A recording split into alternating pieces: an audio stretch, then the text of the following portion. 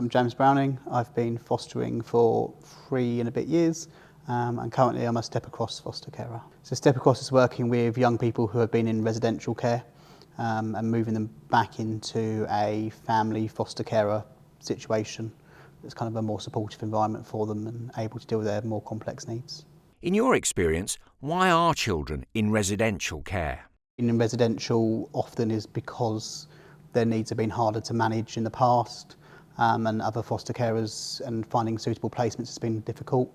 And then from that, being in residential care for some young people gives extra challenges that then makes their needs more complex again. How does your work as a Step Across foster carer help? Your things with complex young people is that you won't see the impact straight away. It takes time, and actually that perseverance and that showing them that you're there for them and being resilient and giving them the space to work through those challenges with the kind of support around them, but not challenging them too hard about their thoughts and feelings in the wrong way, and giving them that chance to grow.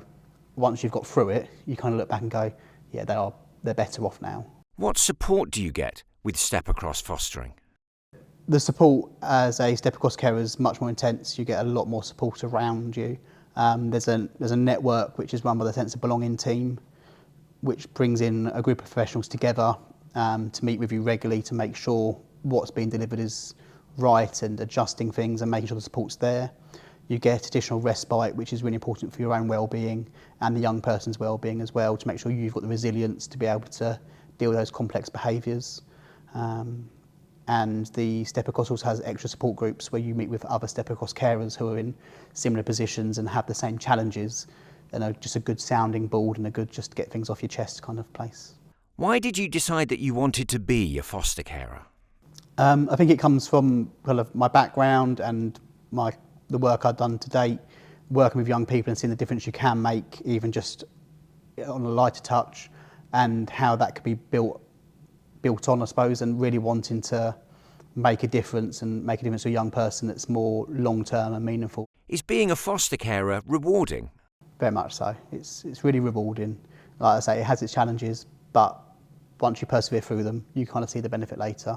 And it's useful to have your supervision with your foster and social worker and your annual reviews to make you look back and see the difference you've made.